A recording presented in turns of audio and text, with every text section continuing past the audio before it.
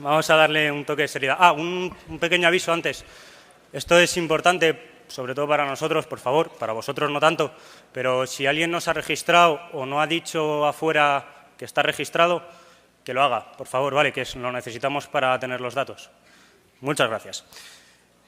El ponente que vamos a tener ahora, seguro que es de sobra conocido por todos vosotros, Axel Kaiser, es el director de la Fundación para el Progreso en Chile. Tiene un máster en Inversión, Comercio y Arbitraje, si no me confundo. No, no te confundo. Vale. Es director de la Cátedra von Hayek y además es doctor en Filosofía por la Universidad de Heidelberg. Pero claro, como doctor, Axel necesita paliar algún tipo de enfermedad, ¿no?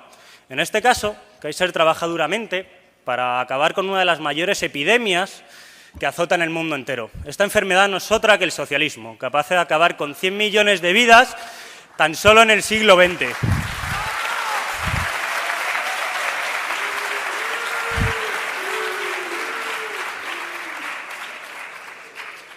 Pero no me aplaudáis que me pongo nervioso y si mi madre ve esto me mata. Para ello, Axel Kaiser comenzó publicando su primer libro, La fatal ignorancia, hasta el libro que ha sido un top ventas, casi tanto como la bibliografía de Justin Bieber, El engaño populista. Y es verdad, en España lo ha sido, ¿verdad? ¿No es cierto? Sí, es cierto. ¿No es cierto? Más que discos de Justin Bieber. No, y era de verdad, me gustaría que agradezcamos a Axel Kaiser la labor que ejerce como médico y que tanto éxito tiene como esfuerzo lleva detrás. Por favor, démosles un aplauso. ¿Cuánto rato tengo? ¿Cuánto rato quieres? No, dime tú. Una hora y media. ¿Tanto? Si quieres menos. ¿A qué horas habla Rayo? ¿A qué hora habla Rayo? A las 7:15. Ah, no, entonces ya, perfecto. Nos puedes contar tu vida y tal. Bueno, muchas gracias, Estudiantes por la Libertad, por esta invitación y a todos ustedes por asistir. Me pidieron que hablara de un tema, ¿se oye? Me pidieron que hablara de un tema que no he hablado nada este año que pasó recién, que era populismo en América Latina. Debe ser la conferencia en números, está calculando 167 que he dado sobre el tema este año. Porque con la gira del libro El engaño populista, que algunos de ustedes conocen, obviamente nos invitaron con Gloria Álvarez, mi coautora, a exponer estas ideas en distintos países. En algunos nos fue bien, en otros nos fue muy bien. En general, la recepción del libro ha sido, debo contarles, muy positiva. O sea, no hemos tenido episodios de sabotaje que pensamos que no iba a ocurrir en Argentina. Nada por los argentinos, pero se portaron muy bien en las distintas ciudades que estuvimos presentando el libro. Salvo en Chile, curiosamente, ahí sí nos sabotearon. Un director de medios de comunicación que nos hizo caer en una trampa, nos grabó con Gloria Álvarez, nos hizo entrevista y nos troleó toda la entrevista después. Así es que, pero bueno, tengo mis fans y mis haters en Chile, así que no es de sorprender. ¿Cuál es la tesis del engaño populista de fondo, ¿no? Y la pregunta que nos hacían todos los periodistas, los medios de comunicación a los cuales íbamos. Yo, por cierto, no los veo porque tanto foco me encandila, me siento como haciendo una confesión aquí en una sala de tortura. Pero, ¿cuál era la tesis central? Y lo que nos preguntaban siempre los periodistas era, bueno, a ver, ¿por qué no hay populistas de derecha en tu libro? Eso es lo primero que nos preguntaban. Y yo le decía, a ver, nómbrame populistas de derecha, pero de verdad, de que estén al nivel de un Chávez, al nivel de un Correa, al nivel de un Evo Morales, al nivel de una Cristina Kirchner, en América Latina, España.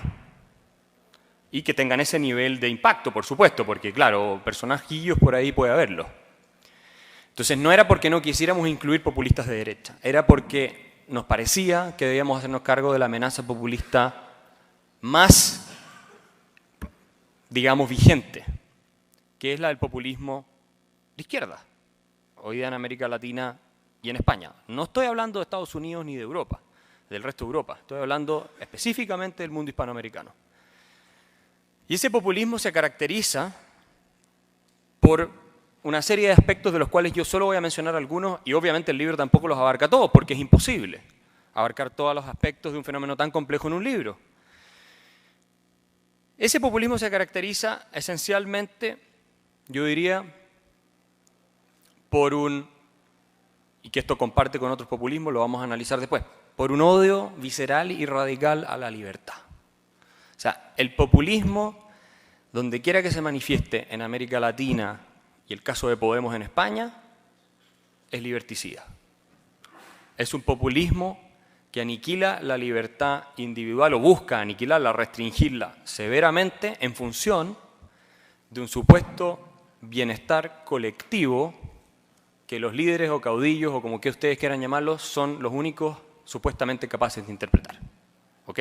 La voluntad del pueblo. Ellos dicen que son los portadores de la voluntad del pueblo. Y el argumento, me lo corrieron más a la derecha al micrófono. ¿Será una señal eso? Bueno.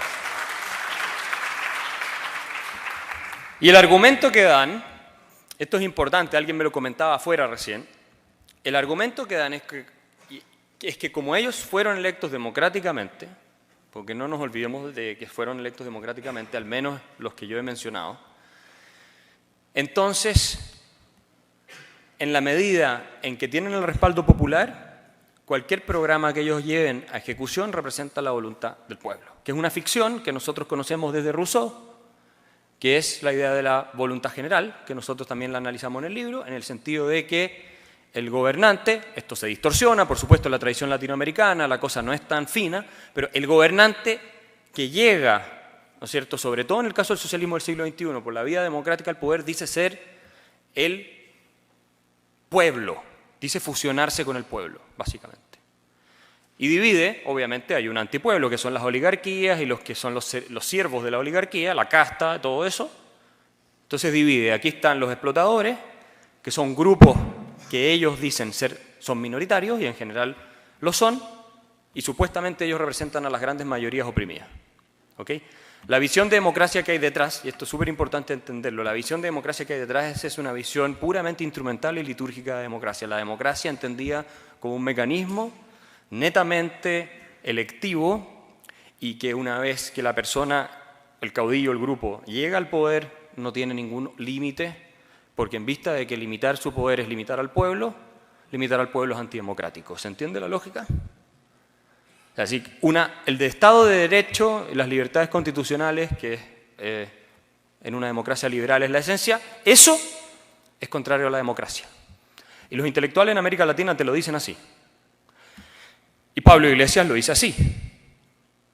Si ustedes leen textos que él ha escrito, cuando él habla de democracia, y creo uno de sus libros que se llama Recuperar la democracia, si no me equivoco, y nosotros lo hemos citado en el engaño populista, y él sostiene esa idea de democracia. No es la idea de la democracia limitada, respetuosa de los derechos individuales, es la idea de la democracia como la voluntad del, digamos las cosas como son, del tirano, del que llega al poder y lo puede ejercer. Y una de las cosas que más me impresionó, y esto es muy importante para entender el desafío que enfrentamos, una de las cosas que más me impresionó de leer a Iglesias es su honestidad, en lo que dice en los libros por lo menos. Y él dice, bueno, mira, como no tenemos los fusiles de Mao, entonces tenemos que tomarnos la cultura para poder llevar adelante el proyecto. Y por eso nosotros nos basamos, sobre todo, pusimos el foco en el mundo cultural, el mundo de las ideas y el mundo intelectual, que para la visión que planteamos es la esencia del problema. La esencia del problema es lo que la gente tiene en su mente. Es cómo interpretamos la realidad, cómo interpretamos el mundo y hacia dónde pensamos que el mundo debiera ir. Lamentablemente, en América Latina y también en España, en otros países también, pero es más radical, en nuestros países me parece a mí, las esferas intelectuales están totalmente cooptadas o fundamentalmente cooptadas por intelectuales que no creen en la libertad.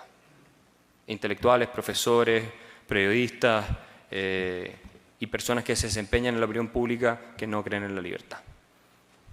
Que siguen doctrinas probadamente fracasadas, no solo desde el punto de vista de sus resultados, sino desde el punto de vista de respetar los derechos individuales. Mientras no logremos revertir esa situación, la amenaza populista siempre va a estar presente. En América Latina hoy día, miren lo que está pasando. En América Latina hoy día tienen a Brasil con una presidenta que fue destituida, la presidenta Dilma Rousseff. ¿Y quién es el candidato mejor evaluado en las encuestas para ser el próximo presidente de Brasil? ¿Ustedes saben? Para la próxima elección presidencial formal. Lula da Silva. Lula da Silva, el creador del Foro de Sao Paulo, uno de los creadores del Foro de Sao Paulo, de donde viene todo esto del socialismo del siglo XXI. Ahora, puede que no termine siendo él, perfectamente, pero es increíble que desde el punto de vista electoral él tenga una opción considerable de ser el próximo presidente. Y ellos, Dilma, el Partido de los Trabajadores, Dilma y Lula, fueron arquitectos del gran desastre que está experimentando Brasil hoy día, con uno de los escándalos de corrupción más grandes de la historia de la humanidad, por lo demás.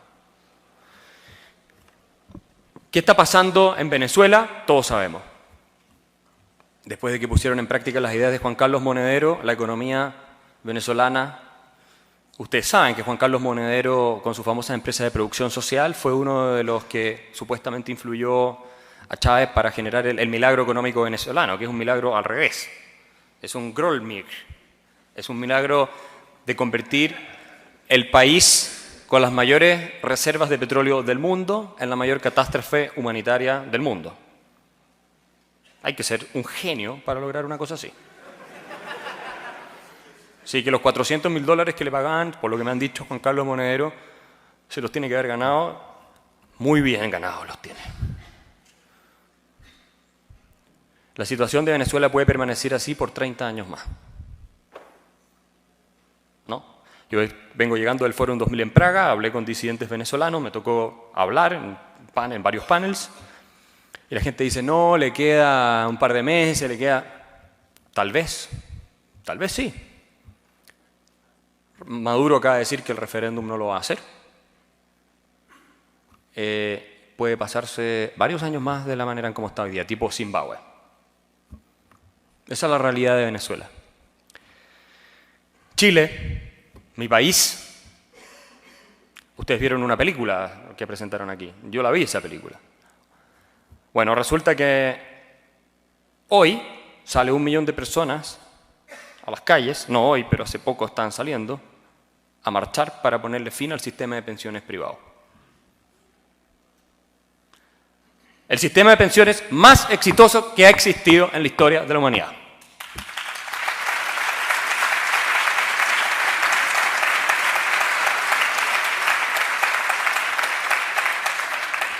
Porque esa es la verdad.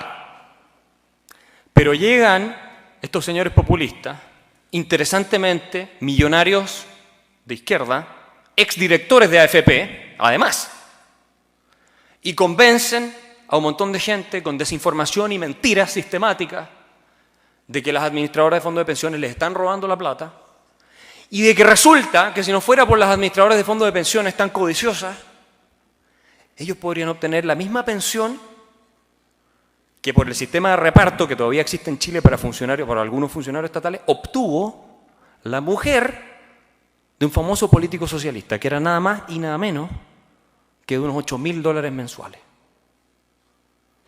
que la Contraloría General de Chile le obligó a devolver. Entonces la gente dijo, con el sistema de reparto nos van a llegar $8.000 mensuales. Mucha gente pensó eso, porque los engañaron. Y salen a marchar para que los políticos les roben su dinero. Por favor, políticos, róbennos. Vamos a hacer una marcha para que nos roben. Hay $180.000 millones acumulados en los fondos de pensiones chilenos. 180.000 millones. Ustedes comprenderán que la tentación es un 80% del producto, 70% del producto chileno. ¿Por qué ocurre algo así? Interesantemente, el gobierno de la presidenta Bachelet Voy a seguir a otros países después, no me voy a detener mucho en Chile, pero creo que es emblemático lo que está pasando en nuestro país. Salió a decir, no, el sistema de pensiones, hay que tener cuidado, porque claro, ellos saben que si lo liquidan, se acaba el mercado de capitales y Chile pasa a ser un país del tercer mundo en muy poco tiempo. Eso es una realidad. Entonces ella propuso un 5% de alza de la cotización. Hoy día en Chile pagamos un 10% de nuestro salario al fondo de pensiones, ¿verdad? En España entiendo que es cerca de un 30%. Increíble eso. Y encima no van a recibir pensión. Bueno. Nosotros un 10%. Entonces la presidenta, el gobierno, dice, vamos a subirlo a un 15%. Pero el 5% extra va a ir a un pilar solidario, así que el que lo aporta no lo va a recibir. Y entonces la gente dijo, no, eso sí que no. La solidaridad me gusta, pero no con mi plata. El 70% de la gente en las encuestas, 80% estaba en contra de eso. No. Con cargo al empleador, como si el empleador de verdad fuera el que lo va a pagar. Pero la gente piensa eso, que me lo paguen a mí, pero no para el pilar solidario. Bueno. Y tenemos próximamente elecciones y hay toda una discusión sobre una nueva constitución. Una nueva constitución. En un país que tiene los mejores indicadores de progreso de toda la región. Gracias a la estabilidad institucional que ha tenido. Eso es Chile hoy. Es deprimente el camino en el que estamos transitando. Colombia. Yo no sé lo que piensan ustedes, pero afortunadamente el referéndum para entregarle a la FARC el poder en Colombia no fue aprobado por los colombianos.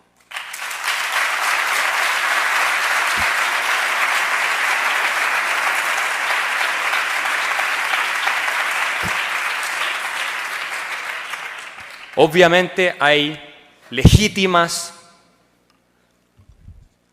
ansias de terminar con el conflicto, pero lo que se estaba proponiendo en esas 297 páginas, si no mal recuerdo,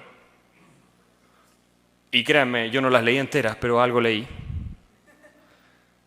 era una aberración completa. Y qué raro que los hermanos Castro, que Correa, que Bachelet, y todos ellos estaban totalmente de acuerdo con el referéndum. Y haber sabido eso, lo hubiera puesto por el contrario.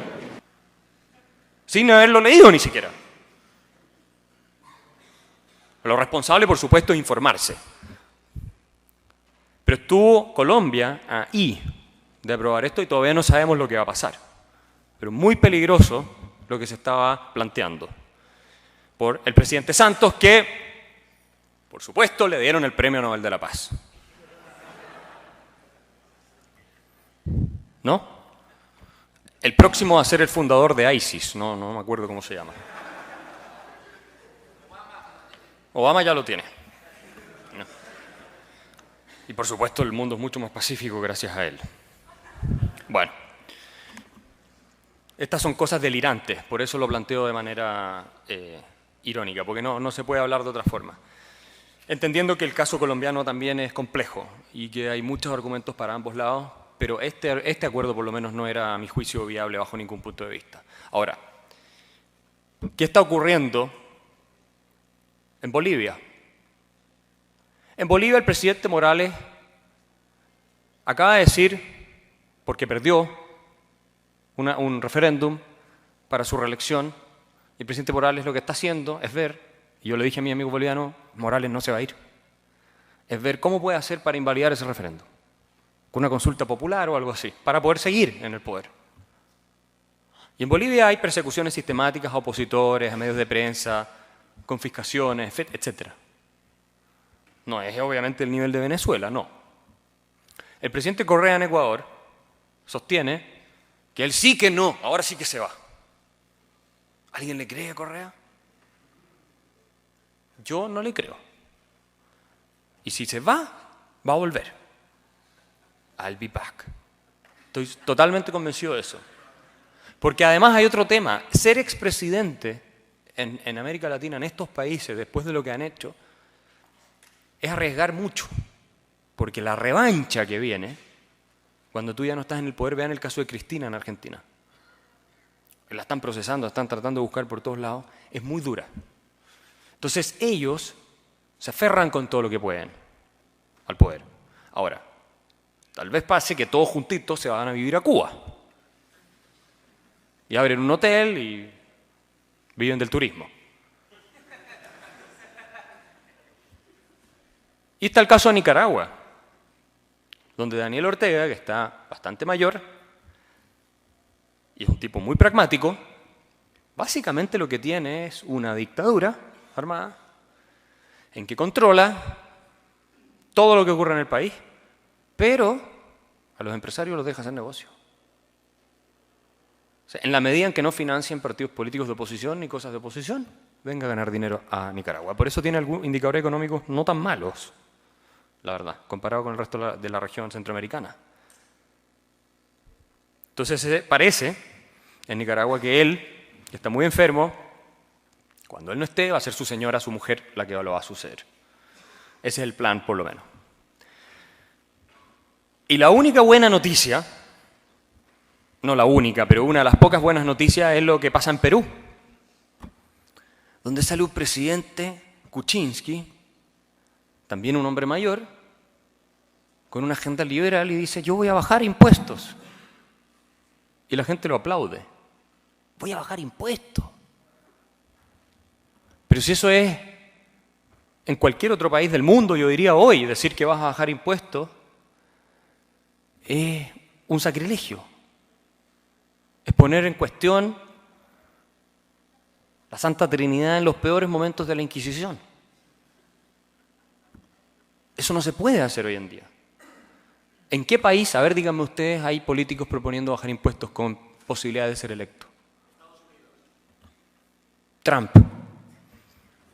Trump dice que va a bajar los impuestos, pero no va a reducir el gasto, ¿verdad? Va a bajar impuestos, no va a reducir el gasto y va a frenar el comercio internacional. Bueno. Pero ya, sí, por ahí hay alguien. Pero digamos que el paquete completo no convence. En términos generales, ese es el escenario. Y lo que ha pasado en España, que ustedes conocen mucho mejor, obviamente, la historia de aquí, de que Podemos haya recibido un golpe tan devastador por el ego, probablemente de Pablo Iglesias, es una buena noticia. Porque tenemos un problema. Pablo Iglesias se estaba convirtiendo en un referente para las juventudes latinoamericanas. En Chile tenemos sectores bastante radicalizados, y son los políticos mejor evaluados del país, interesantemente, que lo admiran y lo siguen. Y que ven en el método de Podemos el método que ellos quieren llevar adelante para tener el éxito que Podemos podría haber tenido o ha tenido, según como lo quieran ver. Entonces, tenemos un escenario regional, España, América Latina. En España parece que por ahora la cosa se ha calmado con Podemos, pero resulta que el virus de Podemos se está contagiando con los otros partidos. Se está podemizando la política española. Esto no les voy a dar clases de eso a ustedes lo saben mucho mejor. Tenemos un escenario en que el populismo en América Latina, y este era un panel que me tocó hablar con Diego Arria y Óscar Arias, el expresidente de Costa Rica, Premio Nobel de la Paz, en Praga. No se les pase por la cabeza la idea de que el populismo está en retirada, porque no está en retirada. El populismo se está replegando en este minuto en algunas partes para rearmarse y para volver a atacar con todo cuando se den las condiciones. Y es lo que le pasa a Macri en Argentina. Si Macri no logra levantar la economía del país de los ajustes que está haciendo, es muy probable que caiga en el desprestigio, que la gente le está dando el beneficio de la duda aún, caiga en el desprestigio y los peronistas, algunas de todas las facciones de los peronistas que están, tengan las opciones para la próxima elección de volver. Voy cerrando, porque si no, no voy a dejar hablar a Juan Ramón y podamos tal vez hacer algunas preguntas. Voy cerrando con una reflexión que yo la he dado 1000 veces, pero creo que es importante repetirla. El populismo, y nosotros lo decimos en el primer capítulo del libro, el populismo y el socialismo. Y yo creo que no se pueden, la gente dice, no, el populismo no es ideológico. Cuando uno estudia el populismo en América Latina, y el populismo de Podemos, hay un componente ideológico que es fundamental. Incluso cuando uno estudia Perón en Argentina, que es el tal vez ícono máximo del populismo de nuestra región, tú ves claramente la ideología fascista que lo inspiró. Él era un seguidor de las ideas fascistas. El populismo es en buena medida el resultado de ideas que han sido desarrolladas por los intelectuales de nuestras universidades, por los medios de comunicación y por eso lo que Gramsci llamaba la hegemonía intelectual o cultural liberticida. Liberticida lo puse yo, por supuesto. El populismo es el resultado de eso. Evidentemente hay instintos humanos y la democracia tiene una tendencia a la redistribución. Eso todo es obviamente es efectivo. Pero el populismo refundacional, esa cosa mucho más agresiva, el estatismo desbocado, el líder carismático que viene a reivindicar los derechos de ustedes, pobres explotados, eso es la consecuencia de un discurso que ha predominado por décadas o por más de un siglo tal vez en nuestra región. Y si no logramos que instituciones como esta, Estudiantes por la Libertad y otras, empiecen a cambiar las mentes de cada vez más personas, porque de lo contrario de esto no sirve para nada. Sirve para que nos conozcamos y vayamos a tomarnos unos tragos después, lo cual no es poco decir por lo demás. ¿Ah? Muchos estamos necesitados de afecto y necesitamos ir y conversar. Pero lo importante es que vamos atrayendo cada vez más personas a la única causa justa que existe en nuestro país, que es la causa de la libertad. No hay otra causa más justa que esa. Y la causa de la libertad tiene que defenderse con inteligencia, pero sin concesiones fundamentales. Porque para eso tenemos al PP. ¿No? Y bueno, todos sus amigos internacionales, entre los cuales también tenemos en Chile varios. Entonces, tenemos que seguir con este esfuerzo. Yo lo felicito, estoy impresionado por la cantidad de gente que vino. Hace un par de años atrás probablemente no habríamos reunido tanta gente. A mí me toca en Estudiantes por la Libertad en otros países y esta es la buena noticia. Desde Europa del Este a América Latina, hablar varias veces y cada vez llega más gente. Y caras nuevas, o sea que no es que uno le hable siempre a los mismos que están llegando. Hay algunos que están siempre también. Porque también uno necesita un poco darse cuenta que no está solo en el mundo y por eso esto cumple un rol importante. Pero hay cada vez más gente, y esta es la buena noticia de la señal de esperanza.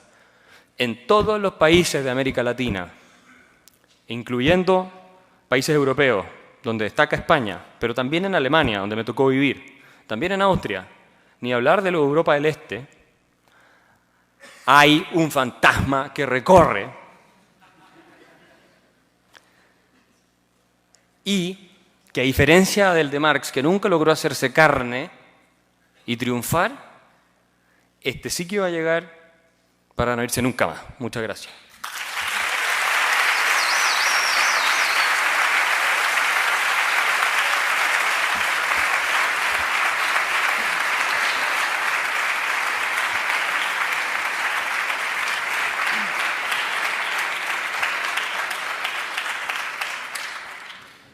Muchísimas gracias, Axel. Vamos a abrir el turno de preguntas. Hola, buenas tardes, Axel. Yo quería tratar brevemente el concepto de populismo porque creo, honestamente, y si me equivoco, corrígeme, que no sirve para nada señalar a nadie de populista. Porque si definimos el populismo solo como algo sentimental que dice lo que quiere oír la gente, bien se nos podría acusar también a los liberales de que somos populistas cuando vendemos la vida del empresario, que va a salir adelante, etcétera. Entonces, ¿en qué medida, en primer lugar, los liberales no somos populistas cuando reivindicamos la vida individual, el esfuerzo, etcétera? Y si el liberalismo no es solo, si el populismo no es solo sentimentalismo, sino que se demuestra en la práctica cuando fracasan ciertas políticas, creo que es inútil decirle a alguien no seas populista, porque hasta que no se da el fracaso, es decir, no El populismo solo se demuestra a posteriori, a priori no sirve para nada. Cuando le dices a alguien, no seas populista, ¿y qué es eso? Hasta que no fracases no te vas a dar cuenta de que lo que pensabas era populista. Entonces creo simplemente que es un concepto inútil. Mejor simplemente ceñirnos a argumentos económicos, filosóficos, para demostrar por qué lo que uno piensa no va a funcionar. Pero señalar a alguien como populista creo que no sirve. Si me equivoco, no lo sé. Gracias. Yo creo que te equivocas. ¿Y sabes por qué? Y te voy a poner ejemplo. Porque en esta batalla de las imágenes y de las ideas, las etiquetas son muy importantes. Y yo sé que el trabajo intelectual, académico, serio de los papers, de los libros, es también fundamental, obviamente. Pero en la batalla de las ideas y de las imágenes, porque no se equivoquen, estamos en eso, en la batalla de las emociones, así como la etiqueta neoliberal te descalifica. Y si tú aceptas, yo soy neoliberal, la gente ya no te quiere oír, no quiere explicar, no quiere escuchar tu explicación. Y la izquierda y los contrarios a la sociedad libre, también ciertos sectores en América Latina, social cristiano, han sido tan efectivos en utilizar la etiqueta neoliberal que tiene una connotación espantosa. A ver, neoliberal suena horrible. Ellos han logrado introducirle una carga emotiva que te genera rechazo inmediato, es irreflexivo. ¡Pum! Neoliberal. Este es un neoliberal. Ah, ya, no, es un neoliberal, es como un leproso, chao, no hablo con él. O sea, mi amigo Ricardo López Murphy, que fue ministro de Economía en Argentina, dice, yo a estas alturas ya a mis nietos les digo, si no te portas bien voy a llamar a los neoliberales. ¿Qué saben lo que son los neoliberales? No tienen ni idea, pero... ¿Y qué ocurre con la etiqueta populismo? En general, el que te acusen de populista es algo grave. En muchos países, al menos. Y créanme que en España la erosión que experimentó Podemos en parte se debe a que esa idea de que son populistas alineados con el proyecto de Venezuela y todo eso, operó y funcionó. Que es verdad, además, hay que decirlo. El Podemos es una sucursal del chavismo. Entonces, déjame darte el caso de la presidenta Bachelet en Chile. Porque yo lo viví directamente. Publicamos el libro, la presidenta Bachelet está en la portada junto con sus grandes amigos, Evo Morales, Fidel Castro, Chávez, Cristina, etc. ¿Ya? Ella estaba indignada porque la habíamos puesto en la portada. Pero después de eso en Chile se empezó a decir que la presidenta Bachelet llevaba adelante un gobierno populista, algo que nadie se había atrevido. Y el gobierno ha tenido que salir una y otra vez a justificar por qué no es populista. Y ha tenido que salir a frenar, no digo que solo por eso, pero en buena medida reformas, porque le estaban diciendo usted es demagógico, usted es populista. Entonces el populismo tiene un componente emotivo que en muchos países la gente no aprueba. Si tú dices estos son populistas, tú en parte, digo, no es lo único que hay que hacer, pero en parte tú la batalla de la imagen la ganas, pero que además es cierto. Además es cierto. Porque ellos sí te arruinan los países. Y la gente no necesariamente se da cuenta después que te lo arruinaron. Porque mira lo que pasa con el neoliberalismo. Ese demonio.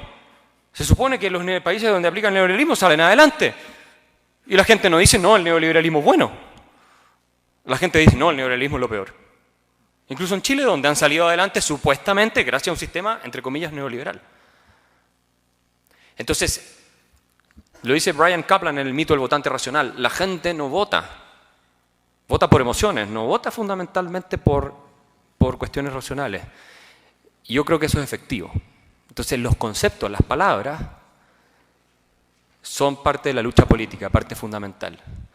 Y creo que la palabra populismo, el concepto de populismo, es una que nosotros debemos utilizar, porque si bien es cierto, es muy discutible el concepto, o sea, el concepto puedes pasarte 10 años discutiendo qué exactamente qué es en cada caso, pero sabemos una cosa, el populismo siempre es enemigo de la libertad, siempre, y hace promesa irrealizable.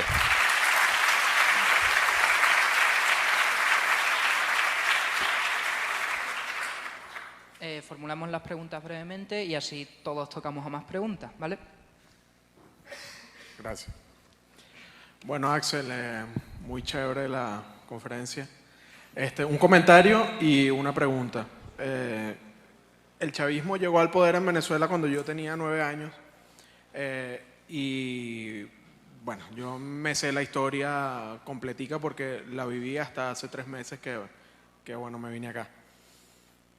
Y veo con cierta preocupación que ese modelo, esa forma de hacer política se está contagiando por el mundo entero. Entonces, por ejemplo, veo acá la forma de hacer política en España y veo a la gente reaccionar ante la forma en que se hace política en España y es que me recuerda exactamente a la Venezuela de cuando yo era un niño, ¿no? Y cómo se estaban manejando las cosas, inclusive a nivel de opinión de la gente en la calle y tal. En Venezuela tenemos un chiste de... Pues en Venezuela se decía, cuando nos advertían de lo que estaba pasando, decíamos que Venezuela no era Cuba. Entonces en Venezuela tenemos un chiste que es de los mismos creadores de Venezuela no es Cuba, España no es Venezuela. Y yo veo con preocupación que España se está pareciendo, por lo menos políticamente, bastante a Venezuela. Entonces, ¿qué crees tú que el populismo va a avanzar, no solo en España, porque ya vemos en Estados Unidos cómo se manejan las cosas y cómo en otras partes de Europa también se están manejando y parece que la cosa llegó para quedarse y que ya no es un tema exclusivamente latinoamericano? Sí. Mira, el populismo yo creo que va a ser el gran tema de los próximos 10 años o 20 años en el mundo. Si ustedes ven hoy día la prensa, abren la prensa italiana, abren la prensa francesa, abren la prensa alemana, abren la prensa inglesa, abren la prensa americana, ni hablar de la latinoamericana. Esto antes no se discutía de esta manera en países desarrollados. No, o sea, hace 10 años atrás el tema del populismo no era un tema. Y lo de Chávez y todo eso pasaba a ser una cosa medio anecdótica para países desarrollados.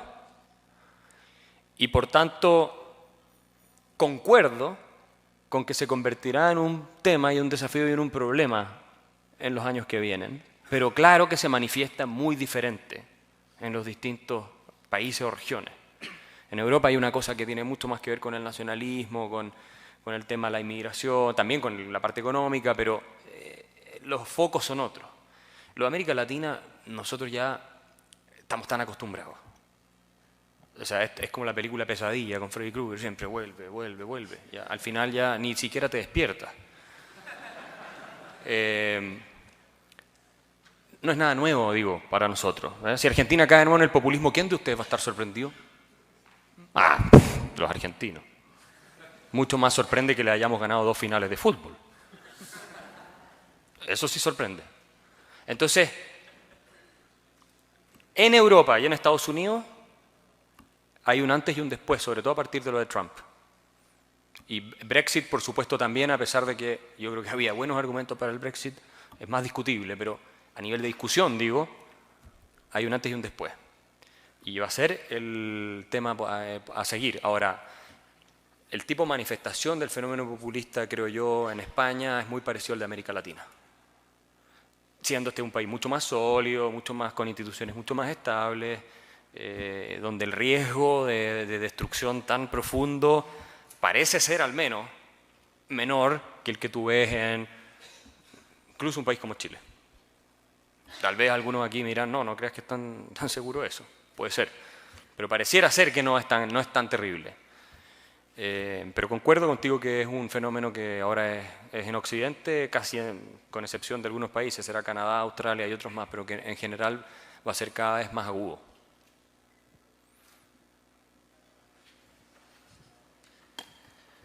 Vale, vengo desde Colombia y yo también felicito que gente como tú rechace ese plebiscito tan asqueroso que se iba a firmar el 2 de octubre pasado.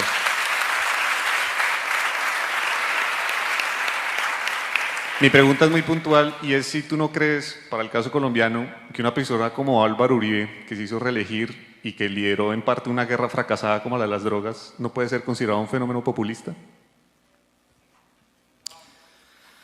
No, yo creo que habría que, claro, entrar a toda la discusión de la definición. Yo creo que Álvaro Uribe no cuadra en la definición de populismo típica, ¿no? O sea, ni en ninguna definición de populismo a mi juicio. Yo soy partidario de la legalización de drogas, por supuesto.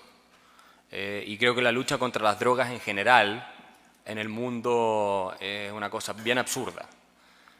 Pero estando como son las cosas, y con una narcoguerrilla marxista o de origen marxista que evidentemente tenía el país, en el caso colombiano, tú lo conoces mejor que los que estamos aquí, pero que lo tenía vuelta pies a cabeza, Uribe fue extraordinariamente exitoso, me parece, en lograr avanzar en niveles de seguridad dentro de Colombia que antes no eran conocidos. Y que si no hubiera sido eso, la pregunta siempre es ¿cuál es la alternativa? Porque no estaba la alternativa de que todo el mundo legalice las drogas. Esa alternativa no estaba. Porque mientras Estados Unidos no quiera legalizar, créanme, América Latina no va a legalizar. Mientras Estados Unidos no dé la luz verde para que legalicemos abajo, va a ser muy difícil que podamos legalizar. ¿Ah? Entonces, ¿cuál es la alternativa? La alternativa es o deja que las FARC sigan avanzando y el ejército colombiano no hace nada. La otra alternativa sería un acuerdo de paz como el de Santos, peor, o vas y les das con todo.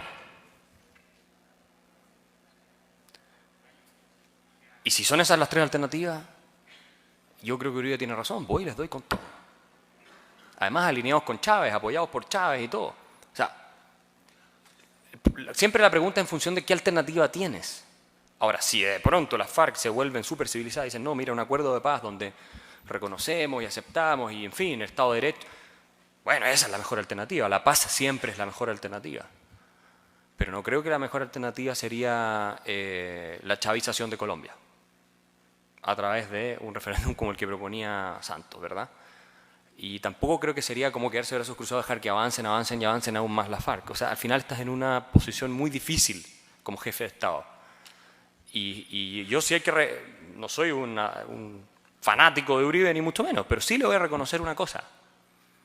Fue casi el único líder de toda la región latinoamericana, por no decir el único, de toda la región latinoamericana, que desde un principio se opuso y condenó enfáticamente lo que está pasando en Venezuela.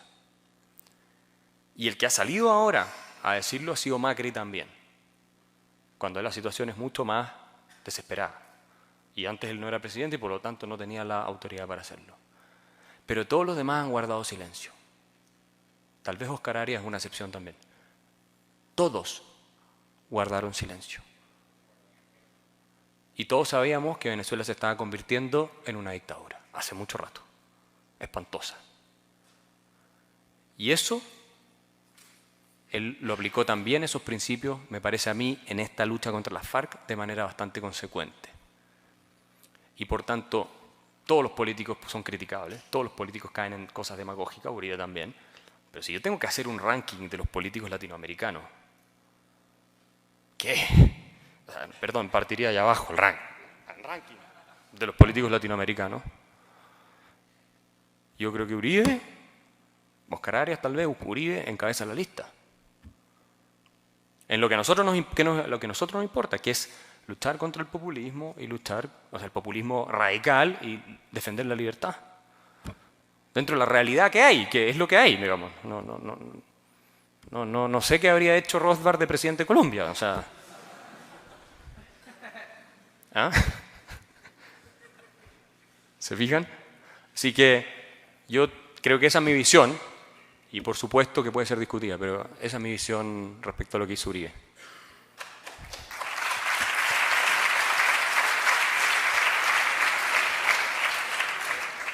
Hola Axel, gracias por la charla. Yo quería preguntarte si ¿crees que el germen del populismo está detrás de la enfermedad, el cáncer que está corroyendo a Estados Unidos, que es la dictadura de lo políticamente correcto, y que hace que alumnos en las universidades más prestigiosas de Estados Unidos pidan un safe space, un sitio donde esconderse por miedo a que alguna idea nueva les haga explotar la cabeza? O que tengan que, o sea, que puedan quejarse al rectorado y pedir que echen a un profesor porque se sienten oprimidos o triggered por algo que ha dicho el profesor, por una palabra concreta. y que puede que al fin y al cabo esté produciendo unos movimientos neomarxistas, vamos a llamarlos también así, para generarles algún tipo de negatividad a los movimientos, como Black Lives Matter o, por ejemplo, el feminismo.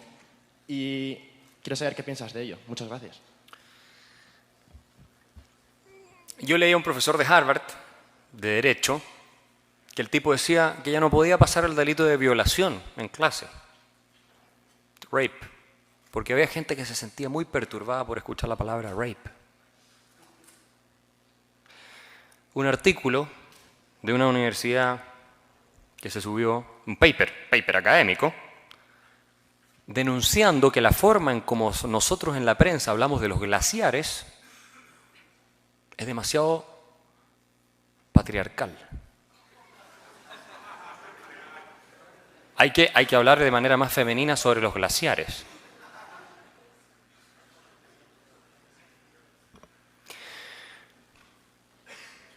Y así casos psicópatas hay miles, si no decenas de miles, y se producen todos los días en Estados Unidos sobre todo, pero también en Inglaterra y en otras partes. La dictadura de lo políticamente correcto.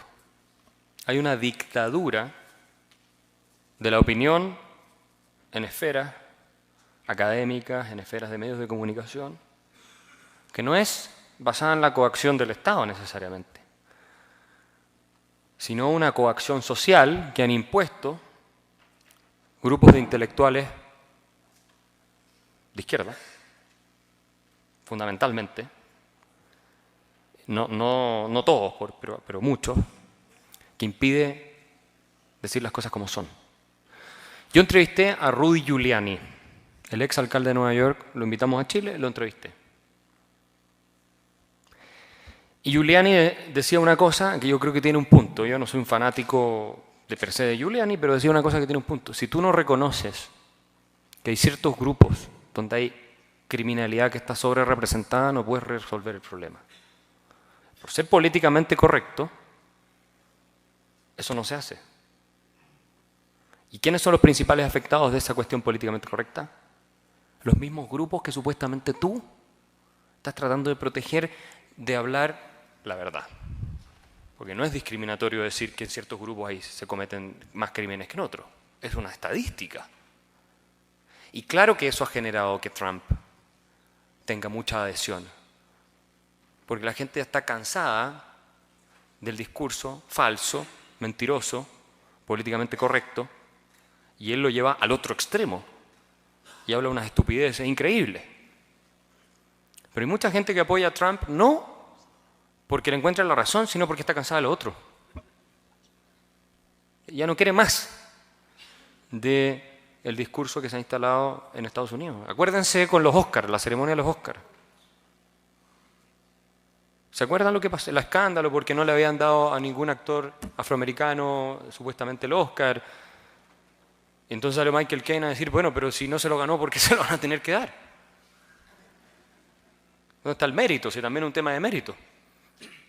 Por supuesto, le dijeron que era víctima de la falsa conciencia y que él no entendía que también era parte del patriarcado blanco, opresor, y que le impedía ver el mérito. Y por tanto tienes razón, pero yo te voy a decir una cosa. Y esto lo dice el The Economist, sacó un artículo hace poco tiempo sobre lo políticamente correcto, donde dice estamos perdiendo las universidades. Esta cuestión la tenemos que parar. Las universidades y otros lugares, los medios de prensa, etc. Si nosotros no logramos parar esta locura de lo políticamente correcto, y no lo logramos parar con coraje y diciendo las cosas como son, vamos a terminar en sociedades intolerables para vivir.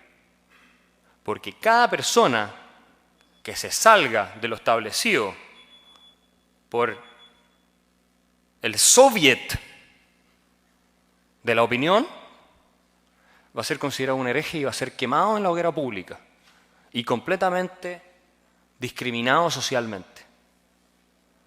Tenemos que parar esta locura. Ser políticamente correcto y decir las cosas de verdad con respeto son cosas muy diferentes. Lo políticamente correcto es realmente la atrocidad en contra de los grupos desaventajados que ellos mismos pretenden defender.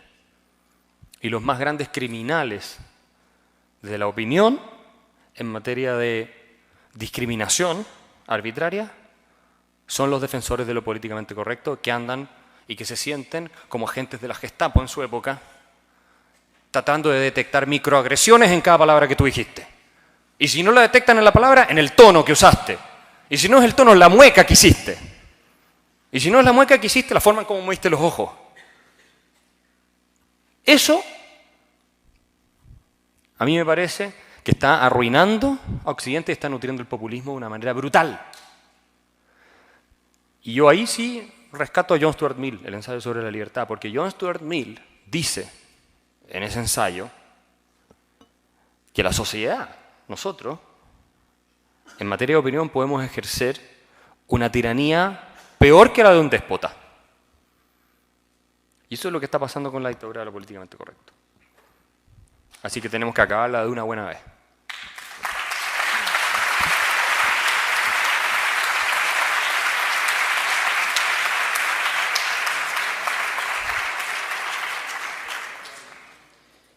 Vamos un poco justos de tiempo, pero vamos a permitir una pregunta más, ruego brevedad, y ya lo siguiente será la pausa para el café o para medio café, porque ya tiene que hablar el profesor Rayo. Entonces, tú habías levantado la mano.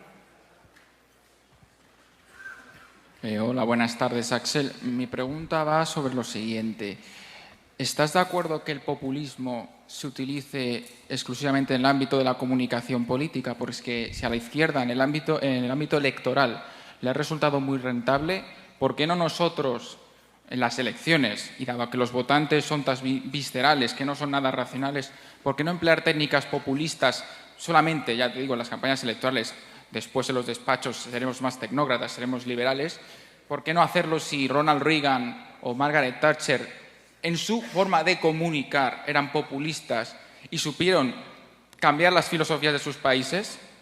Me refiero, es decir, desde la retórica, no desde los actos, desde la retórica, desde la forma de hablar, insisto, porque si aplicamos la lógica de Pablo Iglesias, sí hay una casta, pero yo no creo que la casta sean los emprendedores o las personas que trabajan. Yo creo que la casta son ellos.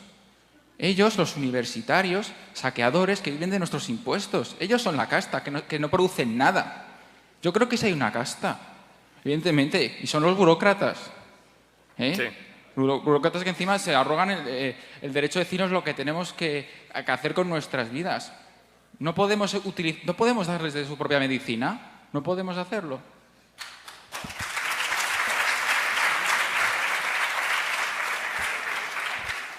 Lo que acabas de decir tú es una parte de darle su propia medicina. La casta son ellos. Ellos son los chanchos que hacen trabajar a todo el resto y hablan de la igualdad y finalmente son los que se benefician. Y nosotros somos los animales que los nutrimos. Pero en el punto de vista de la retórica, lo que pasa es que es interesante observar que dos cosas. Uno, no tienes partidos o movimientos políticos con el coraje de defender ideas de la libertad, ni aun cuando tú les dijeras que tienen una forma o tienes una forma de retórica convincente y persuasiva. Y mi experiencia en los medios de comunicación en Chile y en otras partes ha sido que nosotros tenemos... A ver, el sentido común está de nuestro lado. Si el sentido común no está del lado de ellos. La gente reacciona cuando tú le hablas de sentido común. Yo fui a una universidad marxista en Chile, con muchos estudiantes marxistas, la Universidad de Concepción, donde surge el MIR, que fue un movimiento terrorista muy importante. Y me habían dicho, no, te van a ir a romper el acto, y había una sala llena de estudiantes. Y obviamente yo soy el emblema del neoliberalismo, o sea, está Darth Vader, está Voldemort, y yo estoy ahí. Lo peor, en Chile para muchos, ¿no? Y yo empecé a hablar. ¿Y sabes lo que hay que decirle a la gente? Y este es el punto. Los que son buenas personas somos nosotros, no son ellos. Los que de verdad estamos preocupados de los más pobres, de los que sufren, somos nosotros, no son ellos. Los que tenemos la solución para sacar a la gente de la miseria e incrementar las oportunidades, somos nosotros, no ellos. Los que realmente creemos en la solidaridad somos nosotros y no ellos que nos dicen que hacen solidaridad diciendo que el Estado le quite la plata al prójimo y no la de ellos, por supuesto. Y en el proceso el que reparte recibe la mejor parte. Nosotros somos realmente los que estamos del lado del bien. Esto suena casi teológico, pero es que es verdad.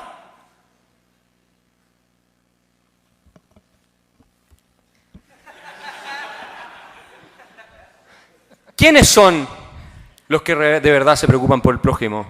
Ellos, que han logrado miseria en todas partes mientras se llenan los bolsillos y que lo que prometen y fomentan es el resentimiento, la reivindicación agresiva y la violencia. Ellos, que no dejan ni siquiera hablar a Felipe González. No, miren, tenemos que saber transmitir esta idea. Porque en realidad la sociedad libre, la libertad que nosotros defendemos, que en fondo es una igualdad y de dignidad para todos, eso es lo que nosotros defendemos, es la fuente moral de nuestro discurso. Y cuando tú les dices una cosa tan simple como que si tú le subes demasiado el impuesto a las empresas, y yo se los decía con la reforma tributaria de Bachelet, obviamente el dinero se lo van a llevar a otro país y va a aumentar el desempleo. Y la gente más necesitada es la que más se va a afectar con algo así. Entonces tú empiezas a sintonizar mucho mejor con la mayoría.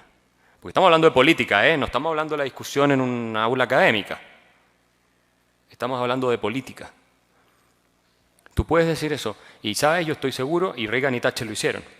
Y yo estoy seguro que si lo haces, te va bien y ganas las elecciones. El problema es que nuestros políticos, los que se supone que debieran hacer eso, son unos cobardes. Son unos cobardes.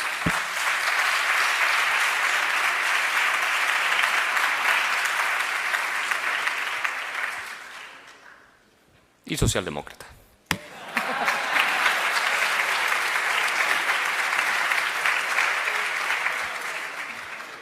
Bueno, muchas gracias por la atención. Un momento, por favor.